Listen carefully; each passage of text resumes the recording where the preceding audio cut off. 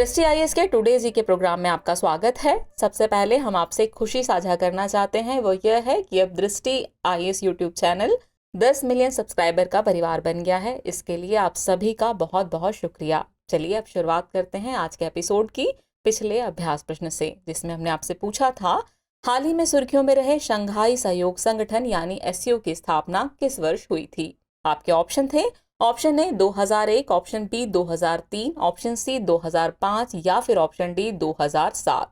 तो इस प्रश्न का सही उत्तर है विकल्प ए वर्ष 2001। आप में से कई व्यूअर्स ने इस प्रश्न का एकदम ठीक जवाब दिया है। चलिए अब आगे की बात को एक्सप्लेनेशन से समझते हैं।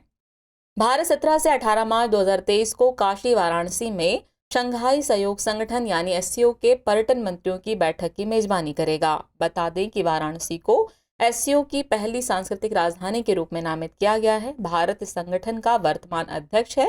एससीओ 15 जून 2001 को शंघाई में स्थापित एक अंतर सरकारी संगठन है, इसलिए विकल्प ए सही है। इसमें वर्तमान में 8 सदस्य देश शामिल हैं, यानी चीन, भारत, कजाकिस्तान, किर्गिस्तान, रूस, पाकिस्तान, ताजिकिस्तान और उज्बेकिस्तान। जबकि इस वर्ष 9वें सदस्य के रूप में ईरान इसका स्थायी सदस्य बनने के लिए तैयार है। इसके 8 सदस्य देश दुनिया की आबादी का लगभग 42% और वैश्विक सकल घरेलू उत्पाद का 25% प्रतिनिधित्व करते हैं। इस तरह इस प्रश्न का सही उत्तर हुआ विकल्प ए वर्ष 2001। चलिए अब शुरुआत करते हैं आज के एपिसोड की। तो आज के एपिसोड का पहला प्रश्न है, फूलदेई महोत्सव भारत के किस राज्य से संबंधित है। आपके ऑप्शन है मध्य प्रदेश, गोवा, उत्तराखंड या फिर केरल। तो इस प्रश्न का सही उत्तर है विकल्प सी उत्तराखंड। चलिए एक्सप्लेनेशन देखते हैं। हाल ही में उत्तराखंड राज्य में फूलदेई महोत्सव मनाया गया, इसलिए विकल्प सी सही है। फूलदेई एक लोक पर्व है जो राज्य में बसंत ऋतु का स्वागत करता है। इसे उत्तराखंड में फसल उत्सव के रूप में जाना जाता है। यह त्योहार हिंदू कैलेंडर के चैत्र महीने के पहले दिन मनाया जाता है। कुछ जगहों पर इसे कार्निवाल के रूप में मनाया जाता है, जो लगभग 1 महीने तक चलता है। इस तरह इस प्रश्न का सही उत्तर है विकल्प सी उत्तराखंड। नेक्स्ट क्वेश्चन है, भारतीय जैव विविधता के संदर्भ में इंडियन ब्लैक टर्टल की आयुष्य स्थिति क्या है। आपके ऑप्शन है लीस्ट कंसर्न, एंडेंजर्ड, वल्नरेबल या फिर क्रिटिकली एंडेंजर्ड। तो इस प्रश्न का सही उत्तर है विकल्प ए लीस्ट कंसर्न। हाल ही में तमिलनाडु पुलिस ने 2 व्यक्तियों से 46 जीवित इंडियन ब्लैक टर्टल को जब्त किया। इन व्यक्तियों के खिलाफ वन्यजीव संरक्षण अधिनियम 1972 और जैव विविधता अधिनियम 2002 के तहत मामला दर्ज किया गया है। इंडियन ब्लैक टर्टल मध्यम आकार के कछुओं की एक प्रजाति है जो दक्षिण एशिया में पाई जाती है। यह आईयूसीएन की रेड लिस्ट में लीस्ट कंसर्न के रूप में सूचीबद्ध है, इसलिए विकल्प ए सही है। इस तरह इस प्रश्न का सही उत्तर हुआ विकल्प ए लीस्ट कंसर्न। अगला प्रश्न है, किस संविधान संशोधन अधिनियम को लघु संविधान के रूप में जाना जाता है। आपके ऑप्शन है 39वां संविधान संशोधन अधिनियम, 40वां संविधान संशोधन अधिनियम, 41वां संविधान संशोधन अधिनियम या फिर 42वां संविधान संशोधन अधिनियम। तो इस प्रश्न का सही उत्तर है विकल्प डी 42वां संविधान संशोधन अधिनियम। भारतीय संविधान में कई प्रमुख विशेषताएं हैं जो इसे अन्य देशों के संविधानों से अलग करती हैं। संविधान को अपनाए जाने के बाद कई संशोधनों, विशेष रूप से 7वें, 42वें, 44वें, 73वें, 74वें, 97वें और 101वें संशोधन से इसकी विशेषताओं में काफी बदलाव आया है। गौरतलब है कि 42वां संविधान संशोधन अधिनियम 1976 को संविधान के विभिन्न भागों में इसके द्वारा किए गए महत्वपूर्ण और बड़ी संख्या में परिवर्तनों के कारण लघु संविधान के रूप में जाना जाता है, इसलिए विकल्प डी सही है। इस तरह इस प्रश्न का सही उत्तर हुआ विकल्प डी 42वां संविधान संशोधन अधिनियम। अगला प्रश्न है, हाल ही में चर्चित ऑनलाइन सेफ्टी बिल किस देश से संबंधित है। आपके ऑप्शन है United kingdom, Mexico city, Bharat या फिर जापान। तो इस प्रश्न का सही उत्तर है विकल्प ए यूनाइटेड किंगडम। हाल ही में यूनाइटेड किंगडम की यात्रा के दौरान व्हाट्सएप के प्रमुख ने कहा कि व्हाट्सएप देश के प्रस्तावित ऑनलाइन सुरक्षा विधेयक का पालन नहीं करेगा, इसलिए विकल्प ए सही है, क्योंकि यह प्रभावी रूप से एंड टू एंड यानी E2E एन्क्रिप्शन को अवैध कर देगा।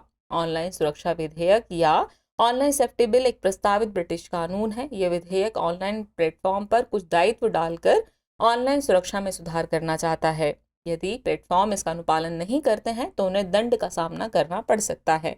वर्तमान में यह विधेयक हाउस ऑफ कॉमन से पारित हो चुका है और हाउस ऑफ लॉर्ड समिति इसकी जांच कर रही है।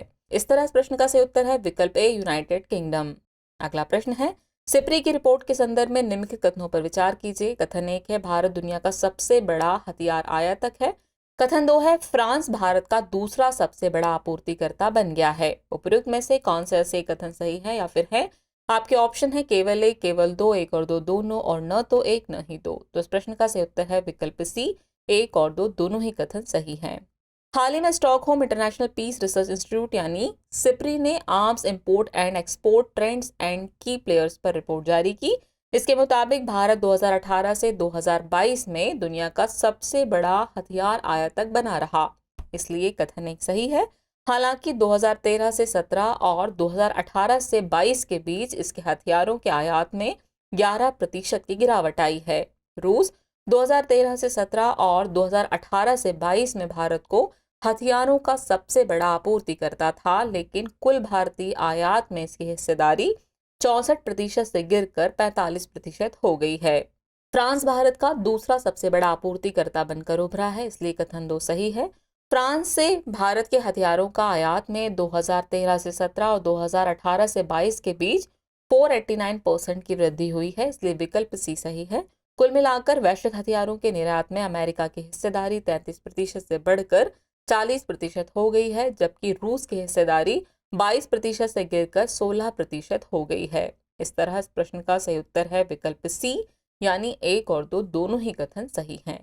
अगला प्रश्न है, हाल ही में चर्चा में रहा ताशी दिंग मठ किस राज्य या संघ राज्य क्षेत्र में स्थित है? आपके ऑप्शन है लद्दाख, अरुणाचल प्रदेश, सिक्किम या फिर हिमाचल प्रदेश। तो इस प्रश्न का सही उत्तर है विकल्प सी, सिक्किम। हाल ही में ताशी दिंग मठ ने भूमचू उत्सव की मेजबानी की है। भूमचू महोत्सव सिक्किम का एक प्रमुख उत्सव है। यह त्योहार कई अनुष्ठानों और समारोहों के साथ मनाया जाता है। भूमचू शब्द का अर्थ है पानी का पवित्र बर्तन। यह त्योहार सिक्किम की नियति को प्रकट करता है। वहीं ताशीदिंग मठ सबसे पवित्र बौद्ध तीर्थ स्थलों में से एक है, जो सिक्किम में रंगीत नदी के ऊपर एक पहाड़ी की चोटी पर स्थित है, इसलिए विकल्प सी सही है। यानी इस प्रश्न का सही उत्तर हुआ विकल्प सी, सिक्किम। अगला प्रश्न है, एक्सरसाइज बोल्ड कुरुक्षेत्र का 13वां संस्करण किसके बीच आयोजित किया गया था? आपके ऑप्शन है भारत सिंगापुर, भारत जापान, भारत दक्षिण कोरिया या फिर भारत चीन। तो इस प्रश्न का सही उत्तर है विकल्प ए, भारत सिंगापुर। हाल ही में सिंगापुर सेना और भारतीय सेना ने द्विपक्षीय अभ्यास बोल्ड कुरुक्षेत्र के 13वें संस्करण में भाग लिया, इसलिए विकल्प ए सही है। यह अभ्यास भारत के जोधपुर मिलिट्री स्टेशन में 6 से 13 मार्च 2023 तक आयोजित हुआ। इस अभ्यास श्रृंखला में पहली बार दोनों देशों की सेनाओं ने कमांड पोस्ट अभ्यास में भाग लिया, जिसमें बटालियन और ब्रिगेड स्तर के नियोजन तत्व शामिल थे। दोनों देशों की टुकड़ियों ने न केवल एक दूसरे के संचालन अभ्यास और प्रक्रिया के बारे में सीखा, बल्कि आधुनिक युद्ध क्षेत्र में अपनाए जा रहे विचारों और सर्वोत्तम प्रथाओं का भी आदान प्रदान किया। यह अभ्यास 2005 में पहली बार आयोजित किया गया था। ये दोनों देशों के बीच मजबूत और लंबे समय से चले आ रहे द्विपक्षीय रक्षा संबंधों को रेखांकित करता है। इस तरह इस प्रश्न का सही उत्तर है विकल्प ए, यानी कि भारत सिंगापुर। नेक्स्ट क्वेश्चन है, हर साल 14 मार्च को अंतर्राष्ट्रीय गणित दिवस मनाया जाता है। इस वर्ष यानी 2023 में इसकी थीम क्या है?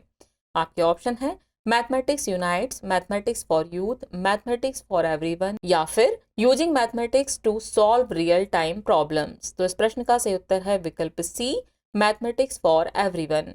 हाल ही में दुनिया भर में अंतर्राष्ट्रीय गणित दिवस मनाया गया। अंतर्राष्ट्रीय गणित दिवस प्रतिवर्ष 14 मार्च को मनाया जाता है।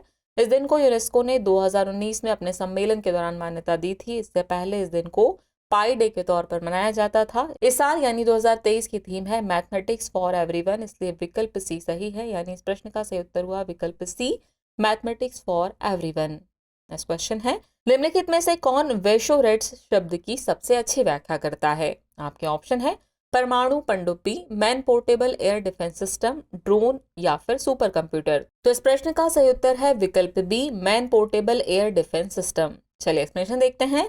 हाल ही में रक्षा अनुसंधान और विकास संगठन यानी डीआरडीओ ने very short range air defence system यानी वेशोरेट्स मिसाइल के लगातार 2 सफल उड़ान परीक्षण किए हैं, इसलिए विकल्प बी सही है। ये परीक्षण ओडिशा के तट पर चांदीपुर के इंटीग्रेटेड टेस्ट रेंज में किया गया। वेशोरेट्स एक man portable air defence system है, जो कम दूरी पर कम ऊंचाई वाले हवाई खतरों को बेअसर करने के लिए विकसित किया गया है। इसे डीआरडीओ प्रयोगशालाओं और भारतीय उद्योग भागीदारों के सहयोग से अनुसंधान केंद्र भवन हैदराबाद द्वारा स्वदेशी रूप से डिजाइन और विकसित किया गया है। इस तरह इस प्रश्न का सही उत्तर है विकल्प बी, man portable air defence system. Next question है, हाल ही में समाचारों में रहा संजय डुबरी टाइगर रिजर्व किस राज्य में स्थित है? आपके ऑप्शन है ओडिशा, उत्तर प्रदेश, मध्य प्रदेश या फिर पश्चिम बंगाल। तो इस प्रश्न का सही उत्तर है विकल्प सी, मध्य प्रदेश।